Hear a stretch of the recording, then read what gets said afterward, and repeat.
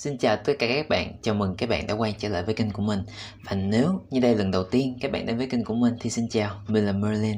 Và câu hỏi mà chúng ta đặt ra cho vũ trụ ngày hôm nay sẽ là điều diệu kỳ nào sẽ đến với bạn vào tháng 12 này. Rồi, thì ở trong cái chủ đề lần này chúng ta sẽ cùng nhau tìm hiểu xem điều diệu kỳ đó là gì. Và điều kỳ diệu kỳ đó sẽ thay đổi cuộc sống của các bạn như thế nào. Và ở cuối giải bài, Merlin cũng sẽ lấy cho các bạn một cái thông điệp mà vũ trụ muốn gửi đến cho các bạn vào lúc các bạn xem video này nha.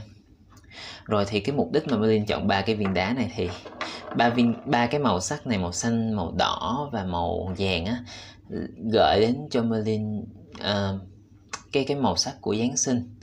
Thì như các bạn cũng đã biết, người ta hay nói tháng 12 là tháng của những cái phép màu, những cái điều diệu kỳ. Thì hy vọng là qua cái video lần này Merlin sẽ có thể diễn giải cũng như truyền đạt những cái điều đó đến cho các bạn. Và hãy cùng Merlin sử dụng luật hấp dẫn để đem những cái điều diệu kỳ này đến với cuộc sống của các bạn nha. Rồi thì ở trong chủ đề lần này chúng ta sẽ có 3 nhóm nha các bạn. Nhóm 1, các bạn sẽ là viên đá này đây. Một viên đá rất là đẹp ha.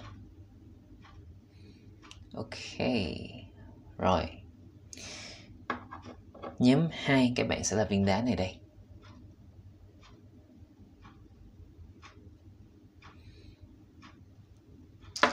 Và nhóm 3, các bạn sẽ là viên đá này đây. Rồi, các bạn có thể dừng video lại ở đây để tập trung năng lượng, chọn ra cái nhóm mà các bạn cảm thấy bị thu hút nhất.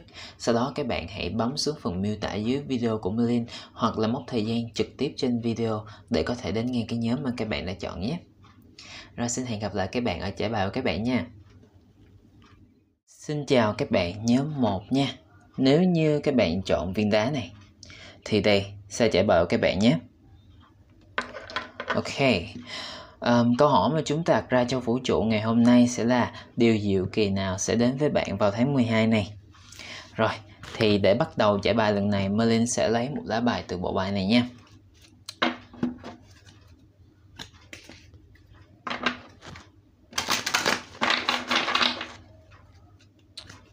Rồi, lẹ quá, mới đây là sắp hết 1 năm nữa rồi các bạn.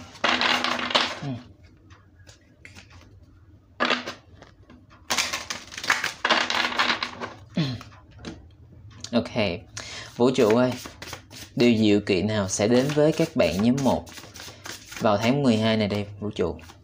Điều diệu kỳ nào sẽ đến với các bạn nhóm 1 vào tháng 12 này đây? Các bạn có Trust the Nickel. Ok. Đợi Merlin một chút xíu.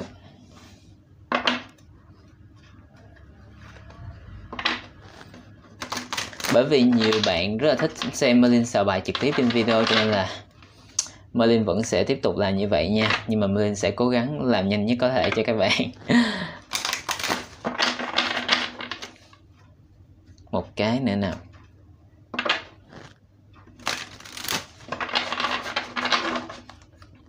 Ok, vũ trụ ơi, điều nhiệm màu nào, điều diệu kỳ gì sẽ đến với các bạn nhóm 1 vào tháng 12 này đây?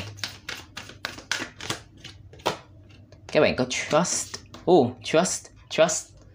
Ok. Rồi, chúng ta thấy được cái theme, cái chủ đề trong giải bài lần này rồi ha. Và các bạn có The Serpent. Nice. Thêm 2 lá nữa nha. Rồi Merlin sẽ đọc cho các bạn.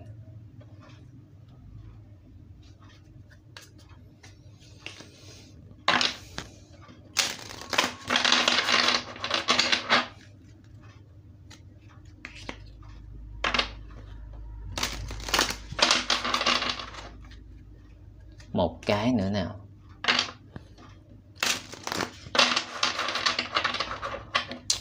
Ok, điều diệu kỳ nào sẽ đến với các bạn nhóm 1 của chúng ta vào tháng 12 này đây vũ trụ? Điều diệu kỳ sẽ đến với các bạn nhóm 1 vào tháng 12 này. Các bạn có Tangle xuất hiện. Và năng lượng cứu vào các bạn. Các bạn nhìn nè, như là những cái dây rối đã trở lại theo một cái trật tự nhất định của nó ha. Đó là cái cảm giác đầu tiên của Merlin. Rồi, thì với cái sự xuất hiện của cả 5 lá bài này ở đây á, điều diệu kỳ mà các bạn chuẩn bị nhận được vào tháng 12 này chính là giống như là một cái đỉnh điểm về cái trực giác của các bạn vậy. Merlin nghĩ rằng trong tháng 12 này, trực giác sẽ giúp cho các bạn đưa ra những cái quyết định quan trọng và giúp cho các bạn nhìn nhận xem ai là người thành thực với mình và ai là người chưa thành thực, hoặc là giúp cho các bạn có thể đối diện với những cái vấn đề và nhìn cái vấn đề theo cái góc độ mà chân thực nhất có thể.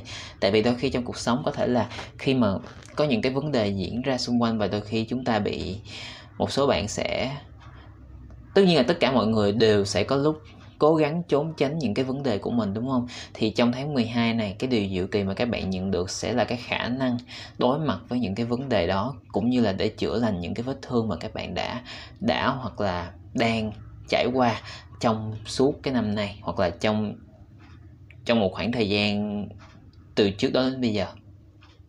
Nhưng mà Merlin nghĩ rằng với cái nguồn năng lượng đây, Merlin cảm thấy là đã có rất là nhiều những cái vấn đề xảy ra với các bạn trong năm nay á. Các bạn có thể đã phải đương đầu với một số những cái sự việc mà khiến cho các bạn hoài nghi về bản thân của các bạn, hoặc là các bạn phải đương đầu với một số những cái người mà có vẻ như hơi không có được thành thật cho lắm, có thể là hơi lương lẹo nữa. Và với cái sự sáng suốt mà vũ trụ đem đến cho các bạn vào tháng 12 này, các bạn sẽ có thể nhìn nhận ra được những cái vấn đề, cũng như là có thể giải quyết những cái vấn đề theo cái cách mà các bạn cảm thấy là ổn nhất và tốt nhất cho bạn. Và đặc biệt nha, trong cái tháng này á, nếu như các bạn cảm thấy có một cái nếu như các bạn nhìn nè, cái cô gái này cổ đang ôm lại cái bụng của cổ, đúng không? Thì đó chính là cái đôi khi mà phải nói sao ta, khi mà các bạn có cái cảm giác mà cồn cào á, cảm giác mà nó sốt ruột á, thì có thể là cái cảm giác đó đang cố gắng nói cho các bạn cái điều gì đó. Vì vậy cho nên đặc biệt là vào cái tháng 12 này, các bạn đừng có nên phớt lờ những cái cảm giác đó nha. Bởi vì biết đâu vũ trụ hoặc là chính bản thân của các bạn, chính những cái vị thần dẫn đường cũng như những vị thần bảo hộ của các bạn đang cố gắng nói cho các bạn biết một cái điều gì đó. Và Merlin nghĩ rằng đây cũng sẽ là một cái tháng rất là tốt để giúp cho các bạn tập trung hơn về cái sự nghiệp của mình, cũng như là tập trung hơn về những cái dự án trong tương lai của các bạn. Merlin thấy được có rất là nhiều những cái hướng đi cho các bạn, nhưng mà có thể là một số bạn vẫn còn hơi bối rối, bởi vì có thể là có rất là nhiều những cái lựa chọn ngoài kia, và yêu cầu các bạn phải kiểu như phải sáng suốt nhất để có thể lựa chọn cái hướng đi đúng nhất cho các bạn. Và chính bản thân của các bạn có thể cũng đã nhìn nhận ra được cái vấn đề đó. Chính bản thân của các bạn cũng thấy là rõ ràng là có quá nhiều những cái sự lựa chọn cho mình, và những cái sự lựa chọn này nó không chỉ dừng lại ở cái sự nghiệp nữa, mà Merlin thấy rằng những cái sự lựa chọn này có thể sẽ liên quan đến những cái cột mốc rất là quan trọng cho cuộc đời của các bạn luôn. Cho nên là các bạn sẽ phải khoan đợi xíu, Merlin mới cảm nhận được một cái gì đó mới. Ok. Rồi. Cho nên là, để nói tiếp nha. Sorry. Cho nên là các bạn cần phải thật sự sáng suốt và tin vào trực giác của các bạn trong tháng này. Và một cái nguồn năng lượng để Merlin mới vừa cảm nhận được á, là có vẻ như đây cũng sẽ là một cái tháng rất là tốt để cho các bạn học hỏi và trải nghiệm. Có thể là một số bạn sẽ phải đương đầu với một cái khối lượng công việc lớn hơn, và khiến cho các bạn có thể sẽ bị rơi vào cái tình trạng là quá tải, hoặc là rơi vào cái tình trạng là áp lực. Và vì thế cho nên là đây cũng sẽ là một cái khoảng thời gian, không phải nói là phải nói như thế nào ta,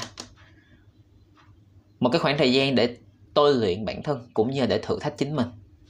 Và đó là một cái điều diệu kỳ mà các bạn sẽ nhận được nha, bên cạnh cái sự sáng suốt mà vũ trụ đem đến cho các bạn đó. Rồi, bây giờ Merlin sẽ sử dụng tiếp để xem chúng ta có thêm thông tin gì về cái điều này.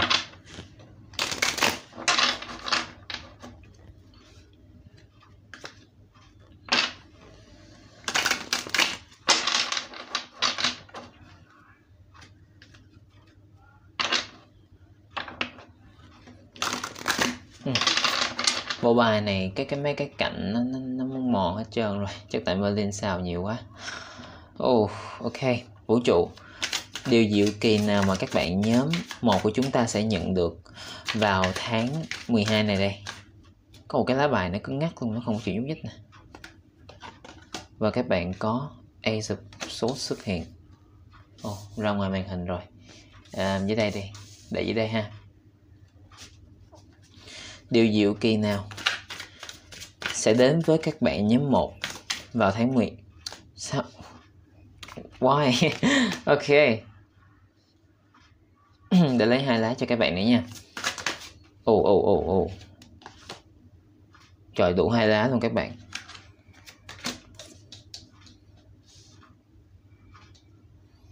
Năng lượng của bộ bài là gì đây? Chính là Three of Swords ngược. Hồi nãy Merlin đã nói với các bạn cái gì? Đây sẽ là một tháng để giúp cho các bạn chữa lành những cái vết thương mà các bạn đã gặp phải đó. Trong tháng này, trong năm nay, Merlin nghĩ rằng có một cái thông điệp đó về năm nay rất là nổi trội ở trong cái trải bài này. Có vẻ như là đây là một cái năm khá là thử thách cho các bạn. Rất là nhiều những cái biến động, cũng như là rất là nhiều những cái điều mới mẻ xuất hiện. Và Merlin nghĩ rằng đối với một số bạn á, các bạn sẽ cần có thời gian để thích nghi với những cái sự thay đổi mà các bạn đã trải qua trong suốt năm nay. Cũng như là một số khác thì các bạn sẽ cần có thời gian để chữa lành những cái vết thương mà các bạn đã gặp phải trong năm nay.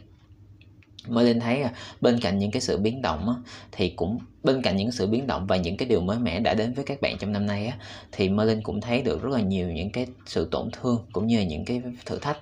Và vì thế có thể là tháng 12 này sẽ là một cái tháng rất là tốt để cho các bạn dành nhiều thời gian cho bản thân của các bạn hơn, cũng như là để chữa lành những cái vết thương mà các bạn đã có trong năm nay.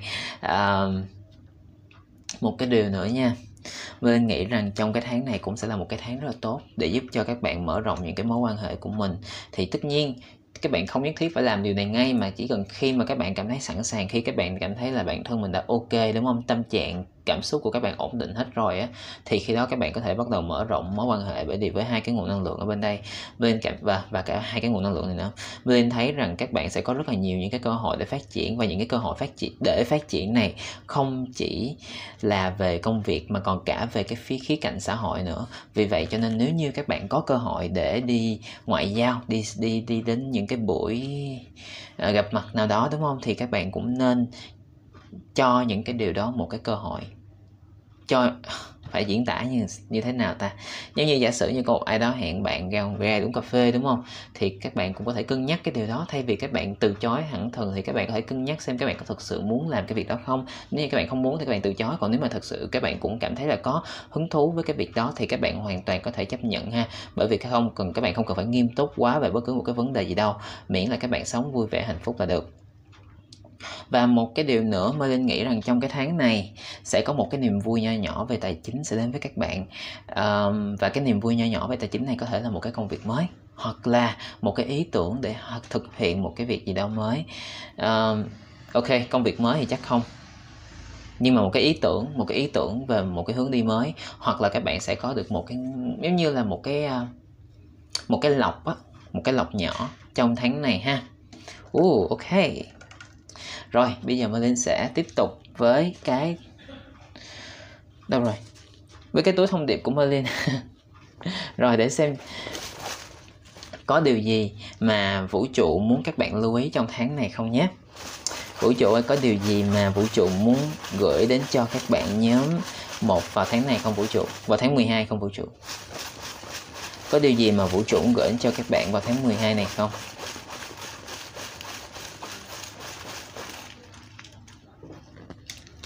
Nhiều thế. Ok. Rồi bây giờ từ từ nha. Những cái này là những cái cổ tự Merlin sẽ xem sau. Bây giờ Merlin sẽ xem trước những cái thông điệp này trước ha. Đầu tiên các bạn có ngôi sao. Đây là một cái thông điệp. Khi mà Merlin vẽ cái thông điệp này ra thì trong đầu Merlin suy nghĩ đến hai thứ. Thứ nhất là về phép thuật, và thứ hai là về những cái nghi thức, nghi lễ. Và có thể là cái nghi lễ ở đây không nhất thiết phải là kiểu như cúng kiến gì này nọ nha các bạn.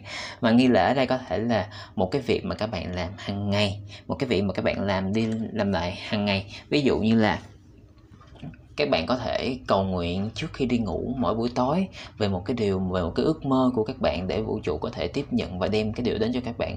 Hoặc các bạn có thể bắt đầu một ngày mới bằng một cái bài thể dục nhỏ nhỏ nào đó. Nói chung là với cái thông điệp này xuất hiện ở đây, một cái lời khuyên mà vũ trụ muốn gửi đến cho các bạn đó, chính là các bạn nên hình thành một cái thói quen tích cực nào đó vào cái tháng này nha. Và tháng 12 sẽ là một cái tháng vô cùng tuyệt vời để các bạn có thể bắt đầu cái việc làm đó. Tất nhiên các bạn có thể bắt đầu từ lúc các bạn xem video này luôn cũng được nha. Tiếp đến chúng ta có sự xuất hiện của Life is strange. Đúng rồi, đừng có nên bận tâm về những gì đang cuộc sống xảy ra nữa, mà hãy tận hưởng nó. Như hồi nãy Linh có chia sẻ một cái ý là các bạn đừng có nên quá nghiêm túc về bất cứ một cái vấn đề gì hết. Hãy cứ tận hưởng cuộc sống theo cái cách riêng của các bạn nhé. Và thông điệp tiếp theo chính là một cái khóa son. Thì với cái thông điệp này ở đây á, khi Merlin vẽ cái thông điệp này ra thì trong đầu Merlin suy nghĩ về những cái bài hát đã giúp cho tâm trạng của Merlin vui vẻ hơn, hoặc là giúp cho Merlin có thể đắm chìm vào trong những cái dòng suy nghĩ của mình. Thì có thể là vào tháng này các bạn có thể sử dụng âm nhạc giống như là một cái phương thức để giúp cho các bạn tập trung hơn vào những việc mà các bạn muốn làm, cũng như là giúp cho các bạn có thêm động lực để thực hiện một số thứ chẳng hạn. Yes, ngồi yên một chỗ lâu quá cái chân bị tê, sorry. Ok. Tiếp đây, you never get it done and you can't get it wrong. Để mình mở ra hết rồi mình dịch một lần nữa ha các bạn. Các bạn có divine timing,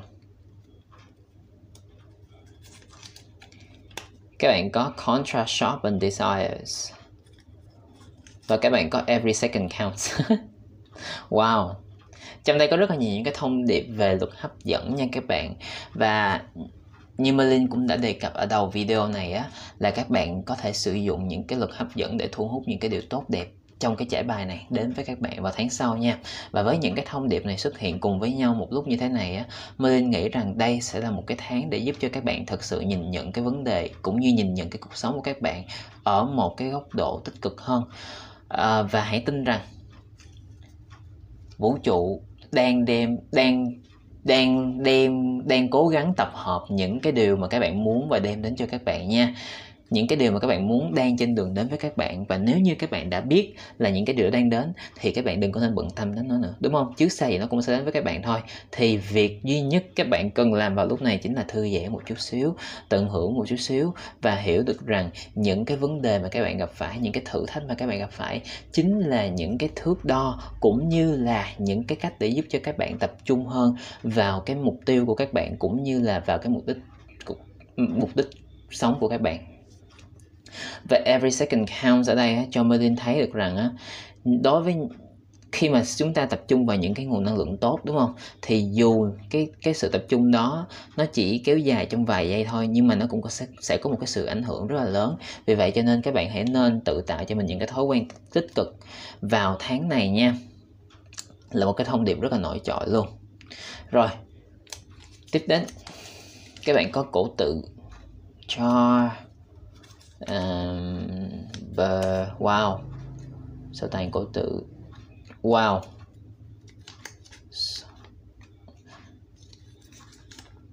Oh my god. Và các bạn có wow.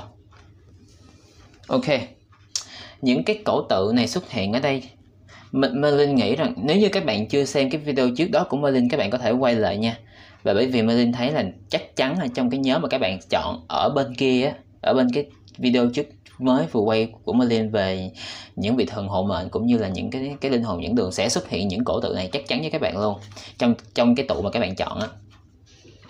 Với tất cả những cái sự xuất hiện của những cái thông điệp này ở đây á, vị thần hộ mệnh của các bạn muốn xuất hiện trong trải bài này, và nói với các bạn một lần nữa là vị thần này sẽ luôn hỗ trợ các bạn trong khoảng thời gian sắp tới.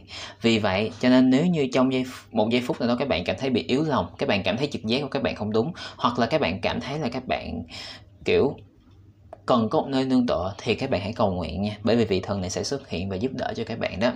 Và vị thần này cũng muốn các bạn giành lấy những cái quyền lợi cho chính bản thân của các bạn trong cái tháng này. Có thể là trước giờ một số bạn nhóm 1 hay rơi vào cái vị thế là các bạn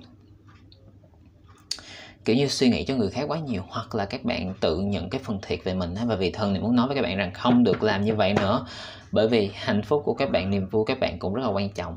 Vì vậy cho nên trong tháng này hãy sống ích kỷ hơn một chút xíu nếu có thể ha.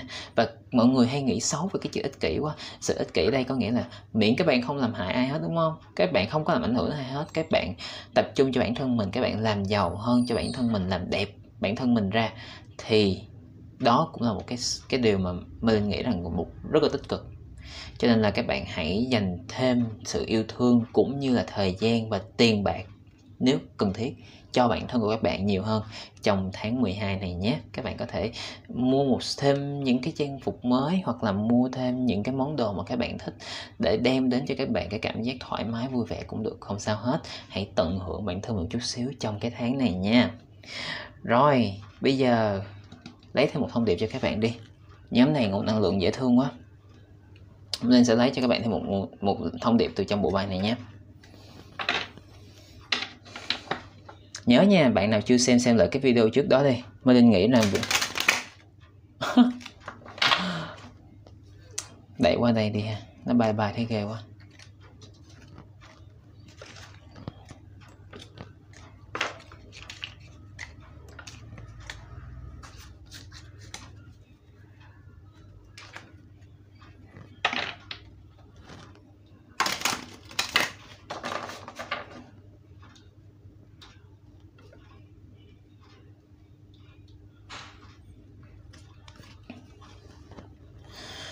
Vũ trụ ơi, vũ trụ có lời khuyên nào thêm cho các bạn nhóm 1 của chúng ta vào lúc các bạn xem video này không vũ trụ? Lời khuyên dành riêng cho các bạn nhóm 1 vào lúc các bạn xem video này là gì hả vũ trụ?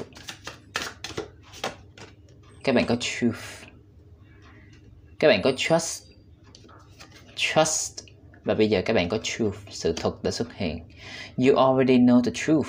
The root cause of these obstacles has finally crystallized in your mind. Mình đọc tiếng Anh trước, lát dịch tiếng Việt cho các bạn sau nha. Be inspired about this new outlook in life. You have everything you need to succeed. Action and discipline are required. Stop procrastinating. Rồi, thì với cái thông điệp này ở đây á, có vẻ như vũ trụ muốn nói với các bạn rằng các bạn á đã biết sự thật rồi. Sự thật ở đây có nghĩa là các bạn đã biết bản thân mình muốn gì rồi. Các bạn đã nhìn thấy thấu được cái sự việc nào đó rồi, nhìn thấu được cái con người đó rồi. Và đây là lúc để cho các bạn đưa ra cái quyết định, cũng như là lúc để cho các bạn thực hiện một cái việc gì đó. Đừng có nên procrastinating, có nghĩa là tiếng Việt là gì? Procrastinate giống như là một cái người mà chẳng hạn như là hôm nay có việc này đúng không, nhưng mà thôi kệ, cứ để ngày mai làm, cứ để ngày mai làm, cứ có một ngày mai hoài đó. Thì đó chính là cái thông điệp vũ trụ muốn gửi cho các bạn. Đừng có nên chờ đợi một cái việc gì nữa hết ha. Nếu như các bạn cảm thấy các bạn có thể thực hiện được một cái việc gì đó thì các bạn nên thực hiện nó. Đừng, nói chung là các bạn nên đưa bản thân mình vào cái thế chủ động một chút xíu. Ở đây không có nghĩa là không có nghĩa là ép các bạn phải làm một cái việc gì đó, mà nếu như các bạn cảm thấy các bạn muốn làm một cái việc gì đó và các bạn biết là các bạn nên làm việc gì đó thì các bạn hãy làm cái việc đó nha. Ok, rồi Merlin nghĩ là tất cả những gì Merlin có thể chia sẻ cho các bạn trong trải bài này. Thì Merlin hy vọng những thông điệp này ở đây sẽ hữu ích cho các bạn trong khoảng thời gian hiện tại và sắp tới. Và nếu như các bạn muốn đón nhận những cái điều diệu kỳ này đến với cuộc sống của các bạn trong tháng 12 này, thì các bạn có thể thả bất kỳ một cái icon nào mà các bạn thích ở dưới phần bình luận, giống như một cách để khẳng định với vũ trụ là các bạn muốn đón nhận cái nguồn năng lượng này vào cuộc sống của các bạn nhé. Rồi, Merlin xin chúc cho các bạn có một ngày học tập làm việc thật là vui vẻ và hạnh phúc. Xin hẹn gặp lại các bạn ở những trải bài tiếp theo của mình nhé. Bye bye. Xin chào các bạn nhóm 2 nha. Nếu như các bạn chọn viên đá này thì đây sẽ trải bài của các bạn nhé. Rồi, câu hỏi mà chúng ta đặt ra cho vũ trụ ngày hôm nay sẽ là điều diệu kỳ gì sẽ đến với các bạn vào tháng 12 này. Rồi, thì ở trong cái chủ đề lần này, đầu tiên Merlin sẽ sử dụng bộ bài này nha.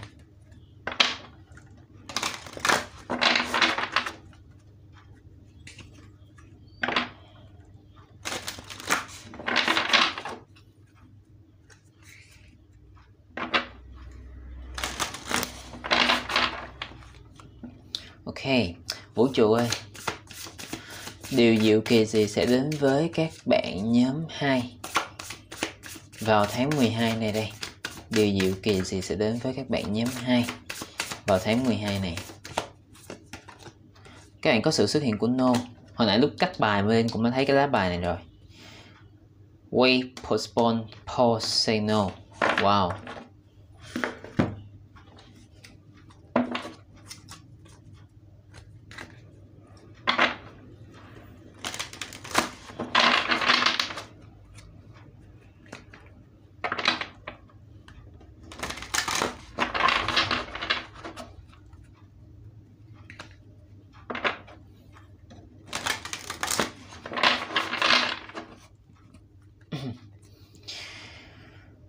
Ok, vũ trụ ơi, điều diệu kỳ gì sẽ đến với các bạn nhóm 2 vào tháng 12 này đây? Các bạn có sự xuất hiện của The Dragon và năng lượng của bộ bài của các bạn chính là The Eagle. Wow, các bạn có cả hai cái linh hồn dẫn đường xuất hiện luôn. Bởi vì trong bộ bài này á, động vật á sẽ là guide, có nghĩa là những cái người dẫn đường nha. Wow. Ok. 2 lá nữa nha. Để mình lấy xong bài từ cái bộ bài này rồi chúng ta sẽ bắt đầu nhé.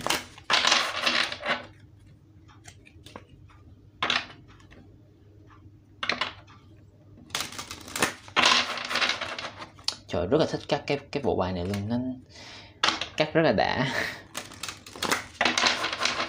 Ok. Vũ trụ ơi, điều diệu kỳ gì sẽ đến với các bạn nhóm 2 vào... có cái No way. Ok. Các bạn có sự xuất hiện của Blankets và các bạn có sự xuất hiện một lần nữa của Concentric Circles. Để mình kéo cái... Ok, chỉnh lại cái camera chút xíu.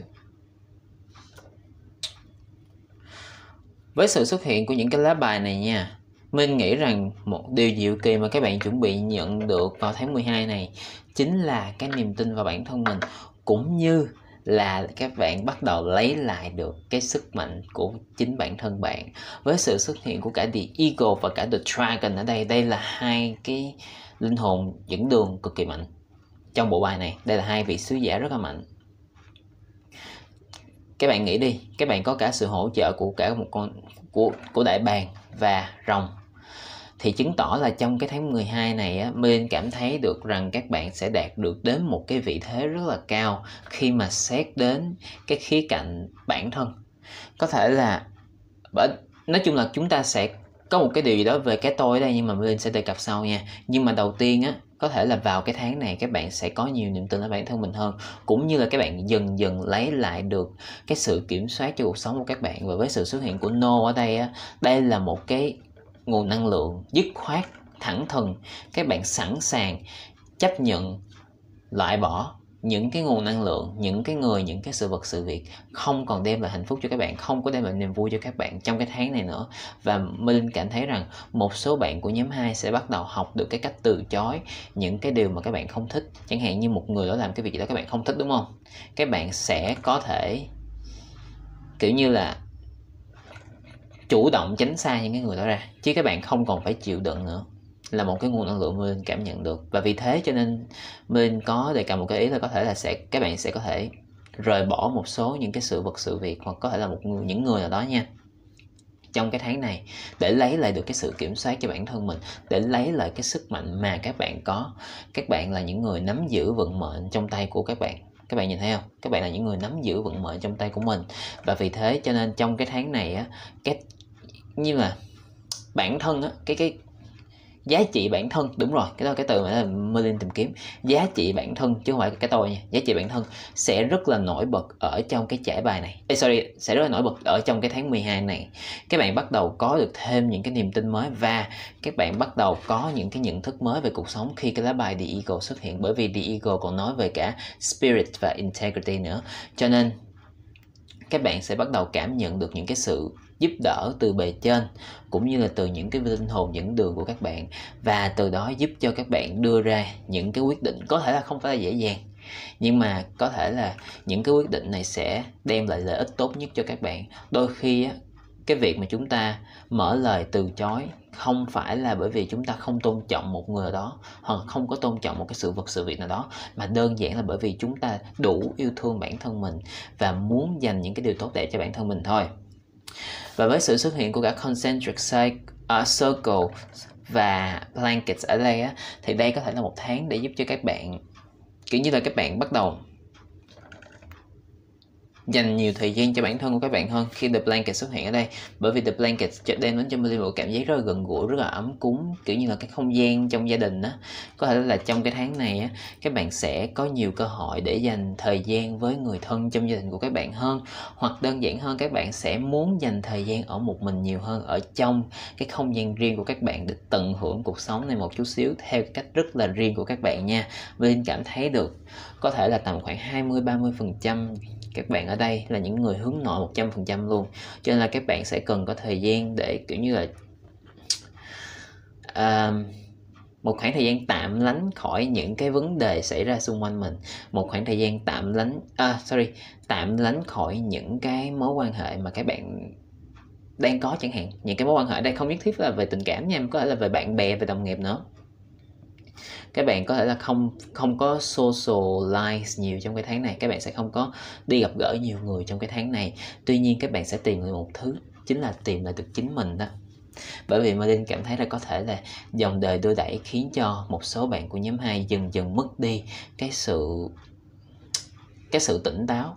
Không hiểu tại sao cái từ lại xuất hiện trong đầu của Marlin. Đầu tiên là cái sự tỉnh táo, và cái thứ hai á, chính là cái cách nhìn nhận về giá trị bản thân mình. Và vì thế cho nên trong cái tháng này, thông qua cái việc dành thời gian cho gia đình hoặc là dành thời gian cho bản thân của các bạn, nói chung là dành thời gian trong cái không gian riêng của các bạn á, thì các bạn sẽ có thể tập trung vào những cái giá trị khác quan trọng hơn là những cái điều mà trước giờ các bạn nghĩ là quan trọng với các bạn. Thì Marlin nói cái ý này các bạn hiểu, Marlin nói ít các bạn hiểu nhiều nha. Rồi, ok, bây giờ tiếp tục chúng ta sẽ sử dụng tới cái bộ bài này để xem chúng ta có còn thêm thông tin gì về những cái phước lành này nữa nha, về những cái điều diệu kỳ này nữa.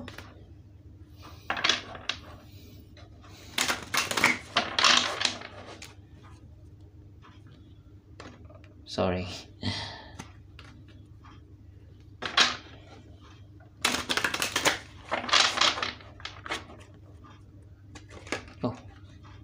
Lá bài này chưa gì nó muốn ra rồi.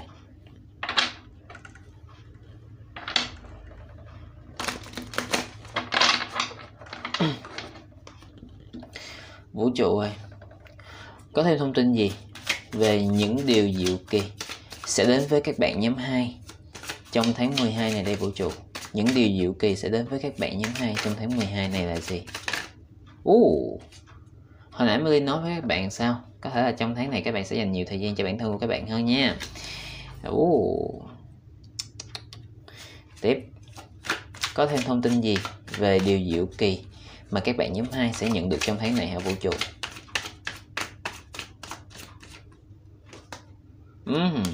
Ok. Một lá nữa nào vũ trụ.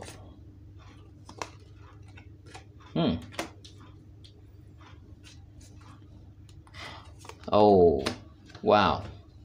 Để mình uống miếng nước nha.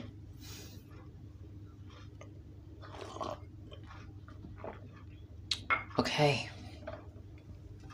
Với sự xuất hiện của những cái lá bài này ở đây á, có thể là trong cái tháng 12 này á, vũ trụ sẽ đem đến cho các bạn một số những cái không phải là vấn đề nha. Đừng có nhìn lá này rồi một số bạn sẽ nghĩ đây cái vấn đề là không phải.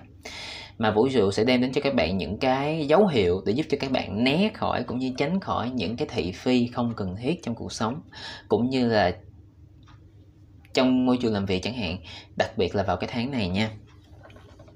Và Marlin nghĩ rằng thực sự luôn trong tháng này á, một cái nguồn năng lượng nổi trội nhất chính là cái nguồn năng lượng, cái giá trị của bản thân của các bạn, đề cao giá trị bản thân của các bạn. Vì vậy cho nên trong tháng này, nếu như các bạn muốn dành nhiều thời gian cho bản thân mình để tìm kiếm cái hướng đi riêng, hoặc là để tìm kiếm kiểu như là cái mục đích sống của mình, hoặc là một cái điều gì đó to tát hơn, thì các bạn hoàn toàn có thể làm việc đó. Hoặc đơn giản hơn, các bạn muốn tận hưởng cái khoảng thời gian này, tận hưởng cái tháng 12 tuyệt vời này với gia đình của các bạn, với những người mà các bạn thân yêu cũng được, không sao cả. Nhưng mà nhìn chung á, thì trong cái tháng 12 này, nếu như các bạn muốn làm cái việc đó thì các bạn có thể làm. Còn nếu như các bạn cảm thấy là các bạn làm cái việc đó chỉ là bởi vì các bạn muốn, kiểu như là các bạn không muốn làm người nào đó buồn á, thì các bạn nên suy nghĩ lại nha. Tại vì với cái sự xuất hiện của cái lá bài No ở đây và cả hai cái nguồn năng lượng này nữa, thì Merlin nghĩ rằng á, các bạn không thể nào làm hài lòng tất cả mọi người được. Các bạn không thể làm được cái điều đó dù cho các bạn có muốn hay không. Vì vậy cho nên thay vì các bạn cố gắng làm một cái điều mà các bạn không thể, thì các bạn hãy tập trung vào những gì mà các bạn có thể. Và cái việc đó là việc gì? Chính là tận hưởng bản thân mình một chút xíu, dành thời gian cho bản thân mình một chút xíu, chăm sóc bản thân mình một chút xíu, đặc biệt là vào cái tháng này. Và với các bạn nha, Merlin cảm thấy là các bạn rất là, cái việc mà ở một mình đối với một số bạn của nhóm 2 là cái điều mà các bạn vô cùng thích luôn á. Không hiểu tại sao mà cái thông điệp nó nổi trội lại, nó lại nổi trội như vậy. Nhưng mà đối với một số khác, mình nghĩ là các bạn sẽ muốn tìm kiếm những cái mối quan hệ, cũng như là các bạn sẽ muốn dành thời gian với những cái người, những cái sự vật sự việc mà nó thực sự ý nghĩa. Chứ các bạn đã qua cái thời mà xã giao nhiều người rồi, là một cái nguồn năng lượng mà Merlin cảm nhận được ha. Và tất nhiên cái việc xã giao, kiểu như kết giao với nhiều người, bạn bè, đồng nghiệp này kia là một cái việc rất là tốt. Tuy nhiên Merlin nghĩ rằng trong tháng này thì các bạn nên tận hưởng bản thân một chút xíu, hãy làm những gì mà các bạn thích, thay vì các bạn làm những cái điều vì người khác hoặc là vì những cái lý do khác nha các bạn. Rồi, bây giờ Merlin sẽ tiếp tục với cái túi thông điệp này.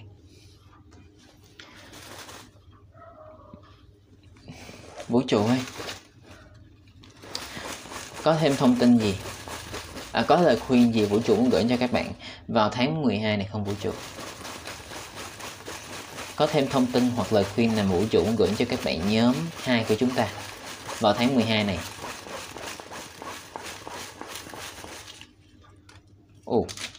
Có một vài cái thông điệp rất ngược lại.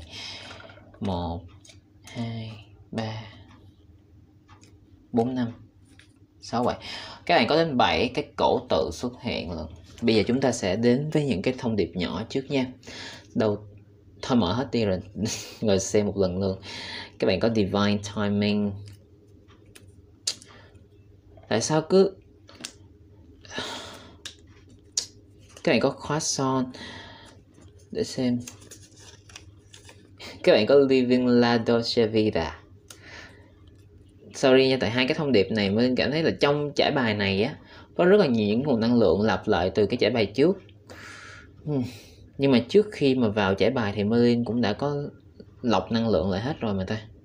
Biết đâu là các bạn trùng năng lượng với các bạn nhóm 1 á, hoặc là một số bạn xem cả hai nhóm rồi sao, hoặc là các bạn bị thu hút bởi cả hai nhóm. Oh my god, các bạn lại có thêm một thông điệp của các bạn nhóm 1 nữa kìa. Cái nào là hell of it. Và thông điệp cuối cùng, you never get it done and you can't get it wrong. Rồi, với sự xuất hiện của những lá bài này nha, một lần nữa, với những cái thông điệp này chứ, một lần nữa vũ trụ muốn nhấn mạnh với các bạn rằng hãy tận hưởng cuộc sống này theo cái cách riêng của các bạn. Đừng có nên gấp rút, chuyện gì đến sẽ đến nha. Và đây là một cái thông điệp về những cái thói quen tích cực, cho nên là có thể trong tháng này các bạn nên tự hình thành một cái thói quen tích cực nói cho các bạn.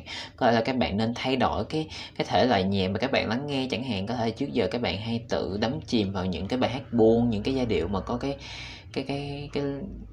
lyrics, cái lời hơi buồn một chút xíu, thì các bạn có thể thay đổi, chọn những cái bài hát có cái âm điệu cũng như là các bạn còn thiếu 2 thông điệp nè. Các bạn có manifestation và các bạn có family. Trời ơi, đúng như những gì nãy giờ Merlin nói ha. Tháng này có thể là một tháng mà các bạn dành nhiều thời gian cho gia đình của các bạn hơn. Và các bạn đừng có suy nghĩ là gia đình phải là ruột thịt nha. Bởi vì đối với một số bạn Merlin nghĩ rằng gia đình là những người mà có thể hiểu các bạn, cho nên là đây có thể là một số những cái người bạn thân thích với các bạn nữa nha. Rồi, thì với sự xuất hiện của những cái thông điệp này ở đây, bên cạnh cái việc các bạn nên hình thành một cái thói quen tốt hơn trong cuộc sống, và các bạn nên tin vào vũ trụ, tin vào luật hấp dẫn, tin vào nhân quả. Chỉ cần các bạn, thay vì các bạn cố gắng ép buộc một cái việc gì đó phải thành công, thì các bạn hãy cứ tận hưởng nhẹ nhàng hơn với bản thân một chút xíu. Hãy để cho mọi thứ diễn ra một cách tự nhiên, đừng có nên ép buộc nó, và nên giành lại quyền lợi cho chính bản thân của các bạn nữa nha. Là một cái thông điệp rất là nổi trội ở đây. Nên cảm thấy là trong cái tháng này sẽ có những cái điều mà các bạn mong muốn, một số điều mà các bạn hằng mong muốn sẽ trở thành sự thật. Và miễn là các bạn có niềm tin và vũ trụ, miễn là các bạn có niềm tin rằng vũ trụ đang trên đường đem những cái điều đến cho các bạn, những vị thần hộ mệnh của các bạn, những linh hồn dẫn đường các bạn đang cố gắng đem những cái điều đó vào trong cuộc sống của các bạn. Thì nếu như các bạn biết là biết bao nhiêu những cái nguồn năng lượng ngoài kia, cả vũ trụ này đứng về phía của các bạn, thì tại sao các bạn lại phải bận tâm suy nghĩ về những cái vấn đề đó quá nhiều, đúng không? Hãy cứ để cho mọi thứ diễn một cách tự nhiên nha các bạn nhóm 2. Rồi, bây giờ chúng ta sẽ đến với những cái cổ tự. Ok.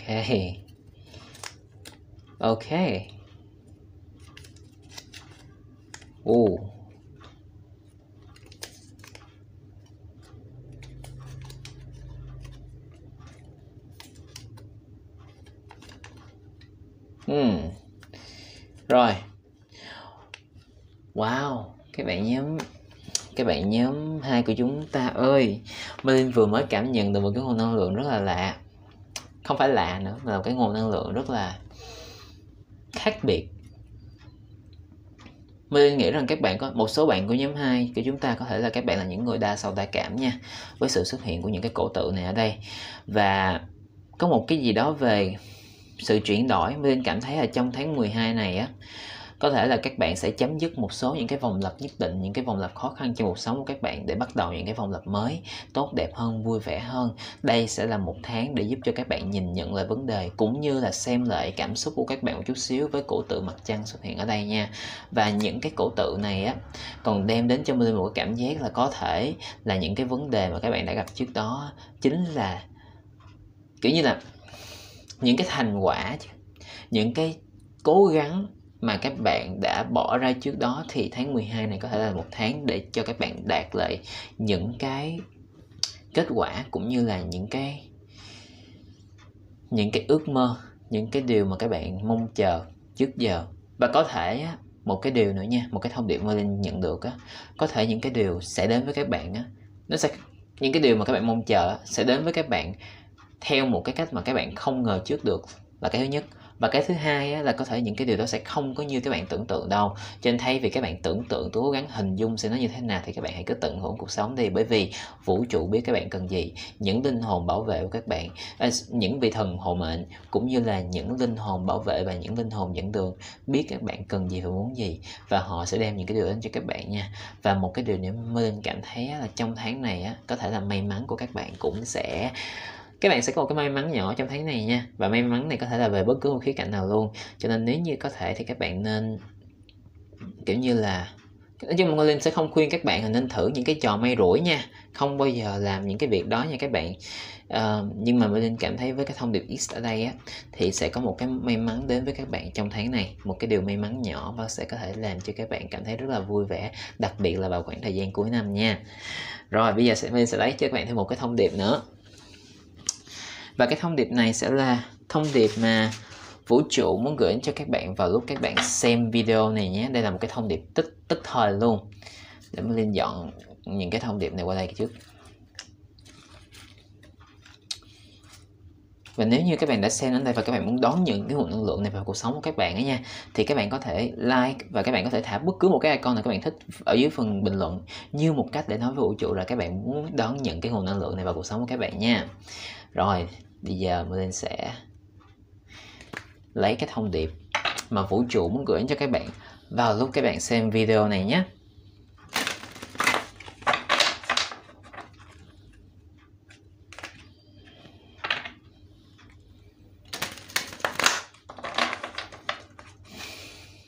Không có dám cắt mạnh các bạn ơi. Trong đây có những cái trong bộ bài này có những nguồn năng lượng rất là mạnh, cho nên là chỉ dám cắt nhẹ nhàng thôi, chứ không có hổ báo như mấy cái bộ khác. Nhưng mà không có ý gì. Ok, rồi. Vũ trụ ơi, vũ trụ có lời khuyên gì muốn gửi cho các bạn nhóm 2 vào lúc các bạn xem video này? Lời khuyên dành cho các bạn nhóm 2 vào lúc các bạn xem video này là gì đây? Lời khuyên dành cho các bạn nhóm 2 vào lúc các bạn xem video này. Các bạn có release. Đó. Mình nghĩ rằng một phần á, khi mà các bạn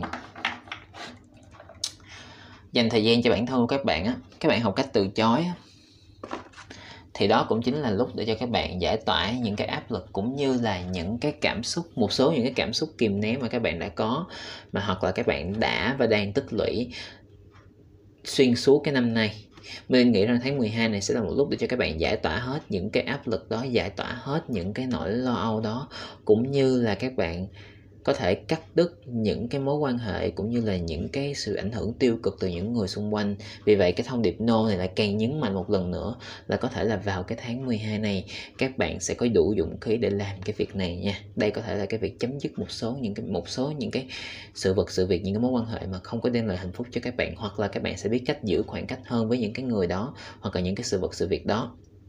Nhưng mà nhìn chung tháng này sẽ là cái lúc để cho các bạn tạo dựng, kiểu như là tìm lại chính mình là cái thứ nhất, và xóa bỏ cũng như cắt đứt những cái vòng lặp tiêu cực mà không tốt với các bạn là thứ hai nha. Rồi, Linh nghĩ đây tất cả những gì Merlin có thể chia sẻ cho các bạn trong lời giải bài này rồi. Và nếu như các bạn thích và nếu như các bạn muốn nhận nguồn năng lượng này á, thì các bạn có thể thả bất kỳ icon nào dưới phần bình luận giống như một cách để nói với vũ trụ là các bạn muốn đón nhận nguồn năng lượng này vào cuộc sống của các bạn nha. Rồi, Linh xin chúc cho các bạn có một ngày học tập làm việc thật là vui vẻ và hạnh phúc. Xin hẹn gặp lại các bạn ở những giải bài tiếp theo của mình nhé. Bye bye. Chào các bạn nhóm 3 nha. Nếu như các bạn chọn viên đá này thì đây sẽ trả bài của các bạn nhé. Rồi mình sẽ để nó ở đây nha. Câu hỏi mà chúng ta đặt ra cho vũ trụ ngày hôm nay sẽ là điều diệu kỳ nào sẽ đến với bạn vào tháng 12 này. Rồi, thì ở trong giải bài lần này chúng ta sẽ bắt đầu với túi thông điệp của Merlin nha. Lộn. Chúng ta sẽ bắt đầu với bộ bài này nha. Chắc vừa mới quay xong 2 nhóm cho nên là năng lượng hơi cạn kiệt một chút xíu nên là rối hết trơn rồi. Nhưng mà thường ở giữa những cái nhóm á, thì Merlin đều dành ít nhất là 15 phút để nghỉ ngơi nha. Cho nên là nãy giờ Merlin cũng đã recharge lại đủ năng lượng rồi. Nạp lại đủ năng lượng nha. Ok. Rồi bây giờ Merlin sẽ sử dụng bộ bài này trước nha. Vũ trụ ơi, điều diệu kỳ mà các bạn nhóm 3 sẽ nhận được vào tháng 12 này là gì? Không có gì là ngẫu nhiên đâu. Rớt 2 lá cho nên Merlin sẽ đọc hết 2 lá cho các bạn luôn nha. Các bạn là nhóm duy nhất có 2 lá bài trong bộ bài này đó, trong giải bài này chứ. Rồi bây giờ Merlin sẽ lấy thêm 2 bộ bài nữa rồi Merlin sẽ đọc cho các bạn nhé.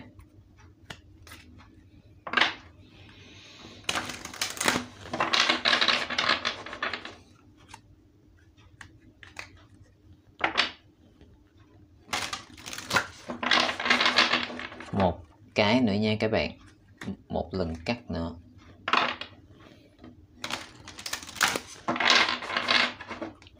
Ok, vũ trụ ơi, điều diệu kỳ nào mà các bạn nhóm 3 của chúng ta sẽ nhận được vào tháng 12 này đây?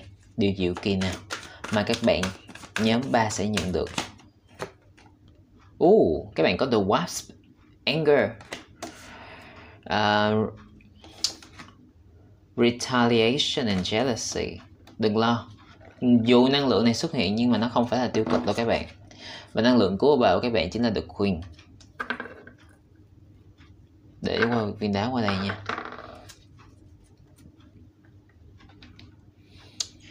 Rồi, một bộ bài nữa. Chúng ta sẽ bắt đầu nhé.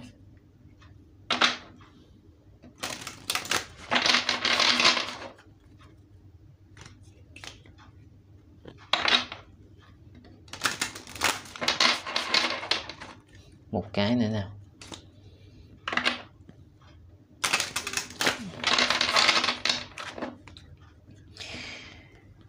Vũ trụ ơi, điều diệu kỳ nào sẽ đến với các bạn nhóm 3 vào tháng 12 này đây? Điều diệu kỳ nào sẽ đến với các bạn nhóm 3 vào tháng 12 này hả vũ trụ? Các bạn có sự xuất hiện của Book.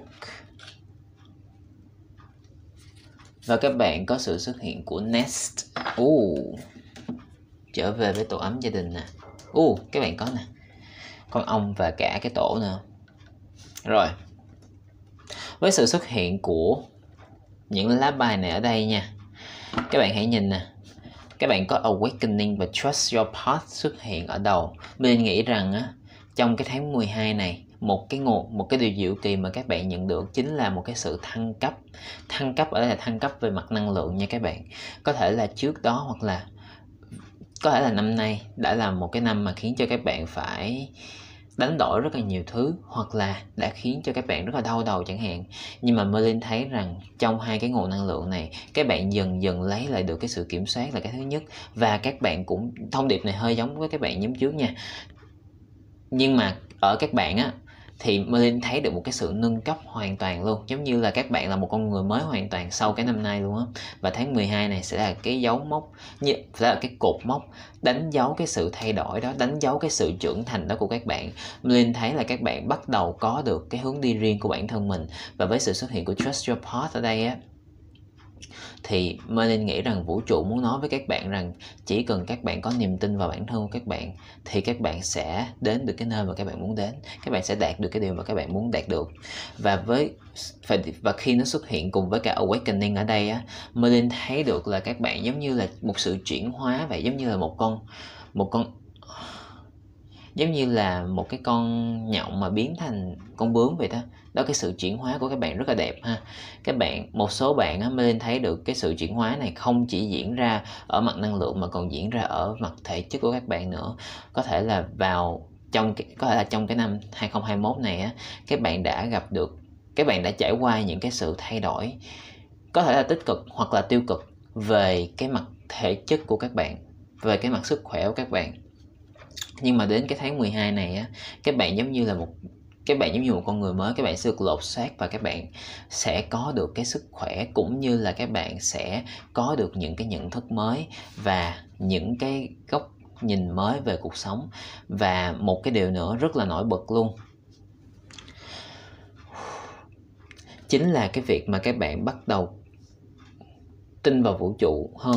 Tại vì có thể là một số bạn của nhóm 3 là các bạn có thể là hơi đa nghi một chút xíu với sự xuất hiện của cái nguồn năng lượng này ở đây. Có nghĩa là các bạn là những người có thể là có cá tính mạnh mẽ, không hẳn là mạnh mẽ, nhưng mà các bạn là những người đa nghi.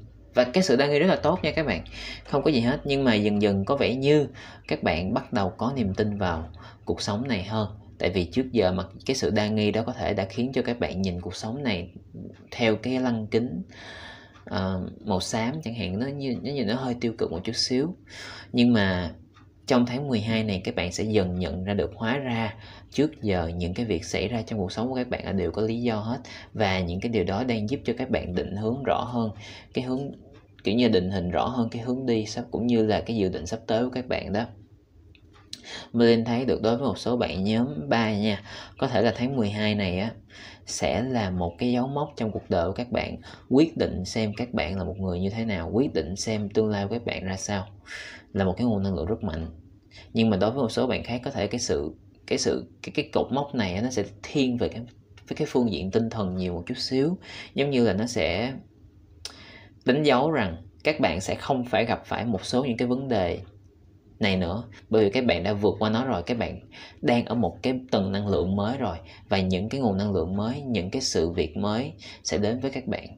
Còn những cái sự việc cũ, những cái vòng lặp cũ, đúng không, nó không còn nằm ở trong cái tầm năng lượng của các bạn nữa, cho nên các bạn cũng đừng có nên lo lắng về những cái điều đó nữa. Chẳng hạn như trước giờ, chẳng hạn trong năm nay các bạn đã phải trải qua một số những cái vấn đề về thể chất như nãy Merlin có đề cập, hoặc là những cái vấn đề về những cái mối quan hệ, hoặc là về công việc chẳng hạn.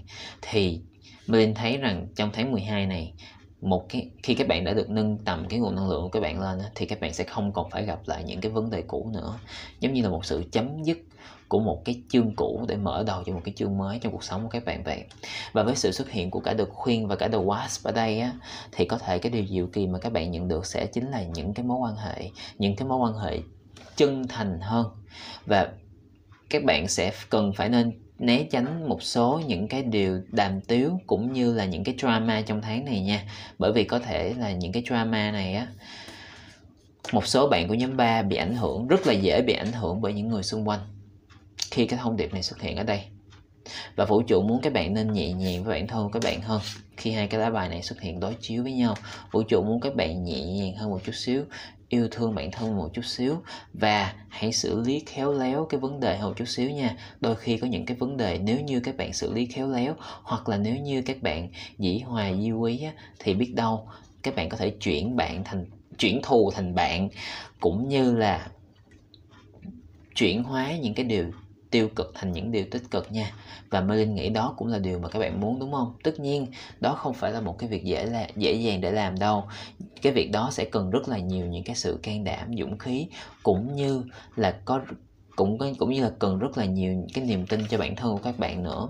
Vì vậy cho nên là chính các bạn á là người biết bản thân mình tốt đẹp như thế nào. Và vì thế cho nên đừng có nên để cho sự tiêu cực của những người xung quanh làm mất đi cái vẻ đẹp trong tính cách của các bạn, của chính các bạn nha. Là một cái thông điệp mà Merlin nhận được trong tháng 12 này. Và với sự xuất hiện của cả Nest và Book ở đây á, thì Merlin nghĩ rằng có thể là trong tháng 12 này, một cái điều diệu kỳ mà các bạn nhận được chính là những cái kiến thức mới, có thể những cái kiến thức liên quan đến lĩnh vực mà các bạn nghiên cứu, hoặc những cái kiến thức này sẽ giúp cho các bạn định hình cái hướng đi như hồi nãy Merlin cũng có đề cập ha. Và với sự xuất hiện của Nest ở đây á, thì các bạn sẽ có thể có thêm thời gian để dành cho gia đình các bạn nhiều hơn. Và Merlin nghĩ khi hai cái thông điệp này xuất hiện chung với nhau á, nếu như các bạn gặp phải những cái vấn đề về gia đình, nếu như các bạn không có hòa hợp lắm với những người trong gia đình của các bạn á, thì có thể tháng 12 này cũng sẽ là một cái lúc để cho các bạn tạo dựng những cái cầu nối mới giữa các bạn và những người thân trong gia đình. Và các bạn sẽ là người chấm dứt những cái vòng lặp cũng như là những cái điều tiêu cực đang diễn ra trong chính ngôi nhà của mình đó. Nếu như các bạn có thể thì các bạn hãy lựa chọn cái hướng đi nhẹ nhàng hơn khi được khuyên xuất hiện ở đây, một cái cách xử lý khéo léo hơn, và biến những cái điều đó trở thành lợi thế cho bản thân mình nhé. Rồi, bây giờ mình sẽ tiếp tục với bộ bài này nha, để xem chúng ta có thêm thông tin gì về những cái điều này nữa.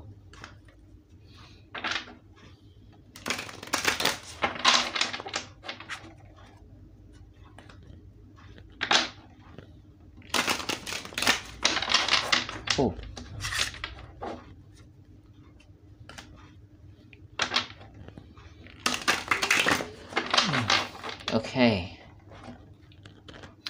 vũ trụ ơi, điều kỳ diệu nào sẽ đến với các bạn nhóm 3 vào tháng 12 này đây? Điều kỳ diệu nào sẽ đến với các bạn nhóm 3 của chúng ta vào tháng 12 này đây? Điều kỳ diệu sẽ đến với các bạn nhóm 3 vào tháng 12 này là gì? Các bạn có Six of Pentacles xuất hiện ở vị thế ngược. Điều kỳ diệu sẽ đến với các bạn nhóm 3 vào tháng 12 này là gì đây?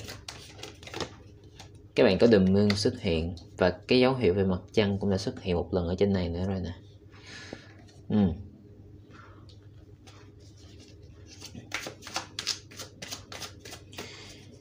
Điều kỳ diệu nào sẽ đến với các bạn nhóm 3 trong tháng 12 này đây vũ trụ?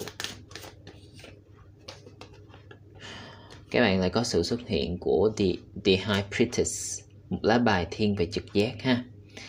Wow. Một lá nữa nào vũ trụ. Điều kỳ diệu nào sẽ đến với các bạn nhóm 3 của chúng ta đây trong tháng 12 này?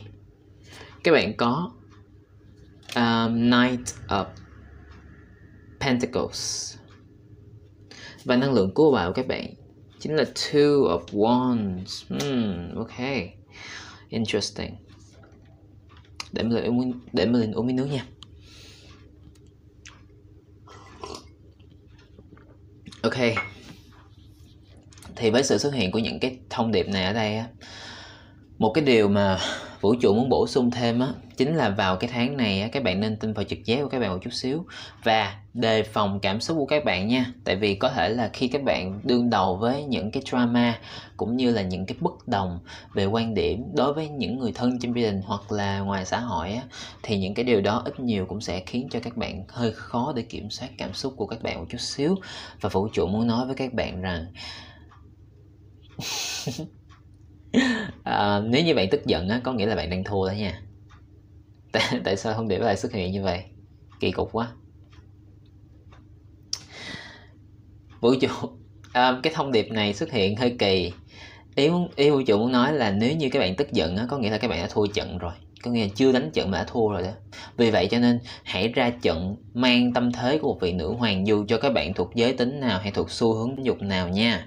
Bởi vì vị nữ hoàng nói về friendship và nói về kiểu như là feminine power, và cái feminine power, cái năng lượng tính, cái sức mạnh tính nữ ở đây á, không phải là về cái kiểu như là không có liên quan gì đến giới tính hay xu hướng tính dục của các bạn đâu, mà liên quan đến cái cách xử sự khéo léo, cái cách mà các bạn đàm phán để đem lại lợi ích cho các bạn cũng như là những người xung quanh thông qua lời nói và những cái việc nhẹ nhàng, kiểu như giải quyết cái vấn đề theo một cái cách mà trước giờ các bạn không có hình dung được, theo một cách mà trước giờ các bạn chưa bao giờ nghĩ đến.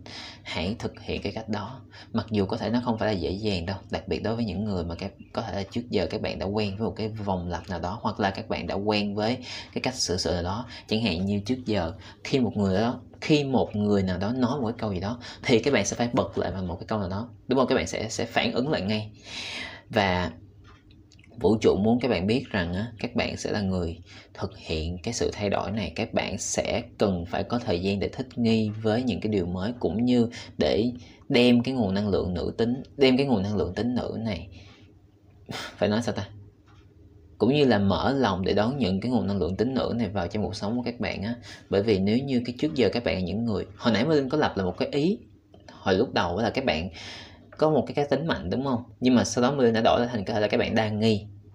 Nhưng mà bây giờ mình vẫn cảm nhận được với cái sự xuất hiện của những lá bài nha, các bạn có cá tính mạnh, nhưng mà mạnh ở đây mạnh về cảm xúc á. Các bạn là những người cảm tính á. Vì vậy cho nên đừng có nên để cảm xúc chi phối hành động của các bạn nha. Và hãy sử dụng trực giác của các bạn thật tốt. Khi The High Priestess xuất hiện ở đây, hãy tin vào trực giác của các bạn. Và thay vì các bạn sử dụng lời nói của thay vì các bạn phản ứng lại với cái vấn đề, thì các bạn nên sử dụng lời nói cũng như suy nghĩ thấu đáo trước khi mà các bạn nói một cái điều gì đó, hoặc các bạn làm một cái việc gì đó, để có thể đem lại cái kết quả tốt nhất cho các bạn cũng như là những người xung quanh nha. Rồi, bây giờ mình sẽ tiếp tục với cái túi thông điệp của mình, để xem vũ trụ có thêm lời khuyên nào hoặc là có thêm thông tin gì muốn bổ sung cho trải bài lần này nữa không nhé. Vũ trụ ơi, có thêm thông tin hoặc là lời khuyên nào mà vũ trụ muốn gửi cho các bạn vào tháng 12 này không? Thông tin và lời khuyên mà vũ trụ muốn gửi cho các bạn nhóm 3 vào tháng 12 này là gì?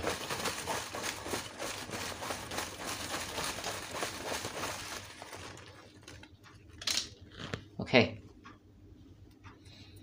Đầu tiên, thông điệp này xuất hiện ở cả 3 nhóm luôn các bạn.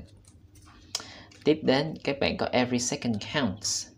Tiếp đến các bạn không có nhiều thông điệp lắm. So với 2 nhóm trước thì các bạn có ít thông điệp hơn.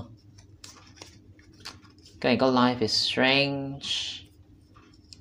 Và các bạn có Bitterness and Spite. Đúng rồi, Bitterness and Spite, đắng cay và căm hận, lại một lần nữa nhấn mạnh cái nguồn năng lượng của cái con ong bắp cày ở đây. Và Merlin nghĩ rằng con này có phải con ong bắp cày không ta? Không chắc nha, nhưng mà Merlin biết là cái nói chung là quên cái tên tiếng Việt của con này rồi. Các bạn có thể search lại nha. Nhưng mà nói chung là với hai cái nguồn năng lượng này á, đừng nên để cho cảm xúc lấn át lý trí trong tháng này nha. Cảm xúc đôi khi các bạn là những người cảm tính, cho nên là đôi khi có thể là cảm xúc của các bạn nó dâng tràn và nó khiến cho các bạn đưa ra những cái quyết định mà khiến cho các bạn phải hối hận vào sau khoảng thời gian đó. Cho nên là các bạn cần phải cân nhắc trước khi đưa ra bất cứ một cái quyết định nào quan trọng trong khoảng thời gian tháng 12 này nha. Và nếu như có thể, như Merlin nói rồi, các bạn là những người có thể chuyển hóa những cái điều vũ trụ ban cho các bạn một cái nguồn năng lượng rất là đẹp. Vì vậy hãy tận dụng nó và hãy lan truyền cái nguồn năng lượng đẹp này cho những người xung quanh, để những người xung quanh cũng có thể cảm nhận được cái nguồn năng lượng đó của các bạn nha. Đừng để cho cái nguồn năng lượng xinh đẹp như thế này bị ảnh hưởng bởi những cái nguồn năng lượng tiêu cực xung quanh các bạn. Là một cái thông điệp rất là nổi trội trong cái trải bài này luôn. Và với sự xuất hiện của cả ba thông điệp này đã xuất hiện ở trong một cái nhóm trước đó luôn. Merlin sẽ không nói cho các bạn biết nhóm nào đâu. Các bạn có thể, nếu như các bạn tò mò, các bạn có thể xem lại. Hoặc bởi vì có thể là thông điệp của các bạn có thể là nằm ở cả những cái nhóm đó nữa.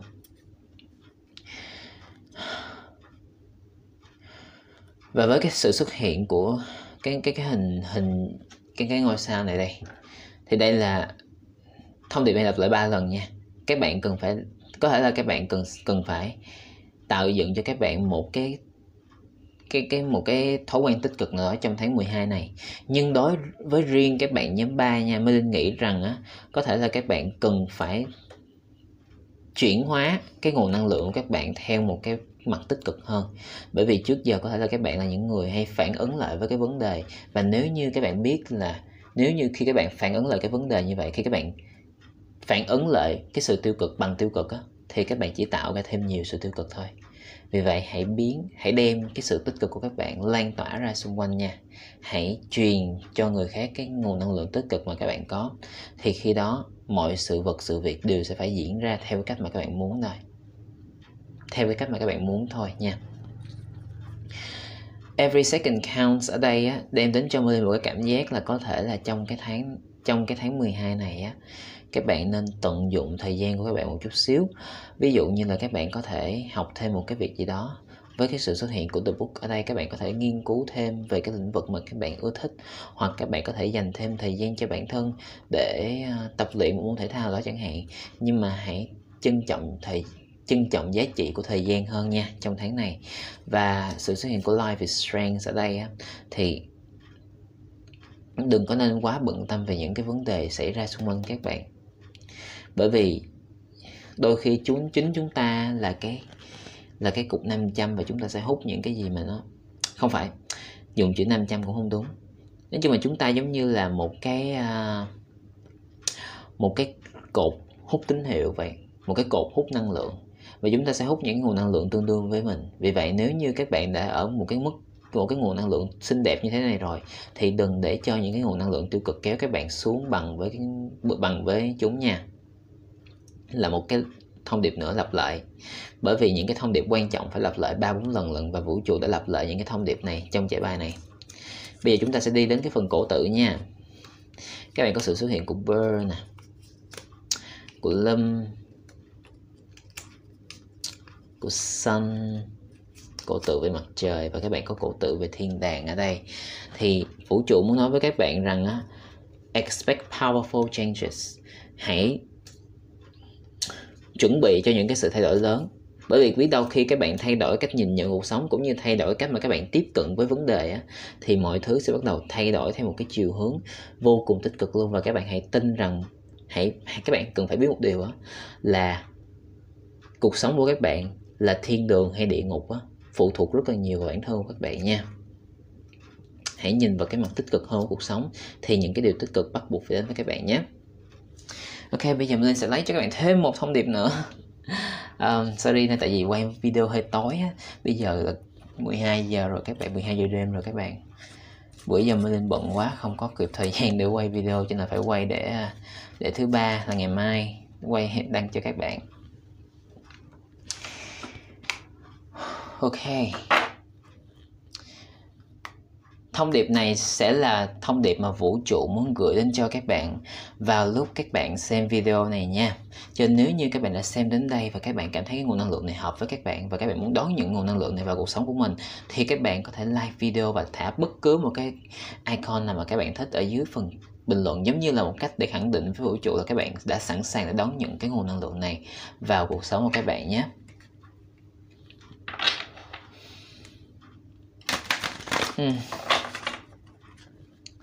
Bữa giờ Merlin chạy deadline quá trời mọi người ơi, cho nên là video này đã quay lúc 10 giờ tối và bây giờ là gần 12 giờ rồi. Tại vì Merlin nghỉ giữa giờ nữa chứ không thể nào quay liên tục được. Mỗi lần quay một cái nhóm như thế này Merlin mất năng lượng rất nhiều. Ok, vũ trụ ơi, vũ trụ có lời khuyên nào muốn gửi đến cho các bạn nhóm 3 vào lúc các bạn xem video này không vũ trụ? Lời khuyên vũ trụ gửi cho các bạn nhóm 3 vào lúc các bạn xem video này là các bạn có temptation xuất hiện. Đây là lời khuyên dành cho các bạn vào lúc các bạn xem video này luôn nhé. Đây, Melin sẽ đọc cho các bạn cái thông điệp này và Melin sẽ dịch cho các bạn qua tiếng Việt sau nha. The desire for excessive gain and accumulation leads to misfortune. The greatest contentment is in knowing when you have enough and all temptation is banished. Escape from the trap that imprisons you. Refuse to be a victim. Be free. Thông điệp này muốn các bạn né tránh cái lòng tham của bản thân mình. Có thể là vào lúc này các bạn là những người, có thể là vào lúc này các bạn đang cố gắng làm việc thật là nhiều để có thể để dành thật là nhiều tiền cho cái dịp Giáng sinh này, hoặc là cho cái dịp Tết này chẳng hạn.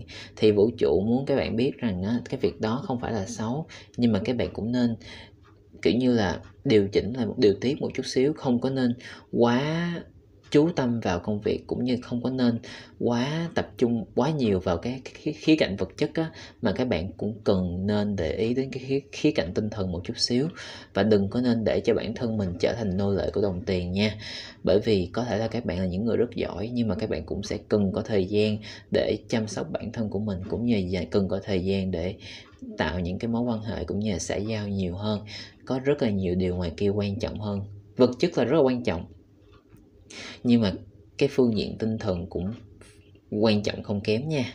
Vì vậy cho nên đừng có để cho bản thân mình chìm quá sâu vào cái kiểu như bị chìm quá sâu vào cái vòng quay của con chuột đó các bạn.